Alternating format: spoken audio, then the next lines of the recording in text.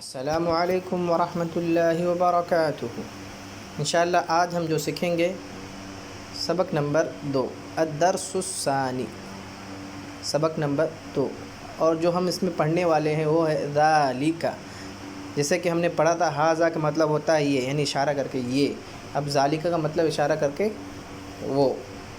ما ذالک وہ کیا ہے، ذالک نجم وہ ستارہ ہے، ھذا مسجد یہ مسجد ہے، وذالک بیت اور وہ کیا ہے گھر ہے، ھذا حصان یہ گھوڑا ہے، وذالک حمار اور وہ کیا ہے گدھا ہے، اذالک کلب کیا وہ کتا ہے، لا ذالک قط نہیں وہ بلی ہے، ما ذالک وہ کیا ہے، ذالک سریر وہ بیڈ ہے چارپائی ہے، من ھذا یہ کون ہے، ومن ذالک اور وہ کون ہے، ھذا مدرس یہ ٹیچر ہیں، وذالک امام اور وہ مسجد کے امام ہیں، امام صاحب ہیں، ما ذالک وہ کیا ہے، ذالک حجر وہ کیا ہے پتھر ہے، تو حجر کا مطلب ہوتا ہے پتھر، ھذا سکر یہ چینی ہے، وذالک لبن اور وہ دودھ ہے۔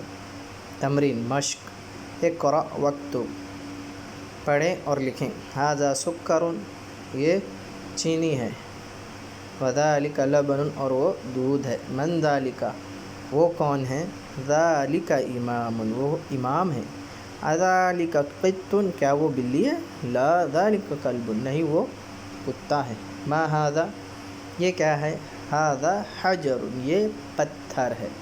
الکلمات الجدیدہ نئے کلمات، امام کا مطلب ہوتا ہے امام جو ہمیں مسجد میں نماز پڑھاتے ہیں، حجر پتھر، سکر چینی یا شکر، لبن دودھ۔ انشاءاللہ اگلی ویڈیو کے اندر ہم لیسن نمبر 3 پڑھیں گے۔ فی امان اللہ، مع السلام، السلام علیکم ورحمۃ اللہ وبرکاتہ۔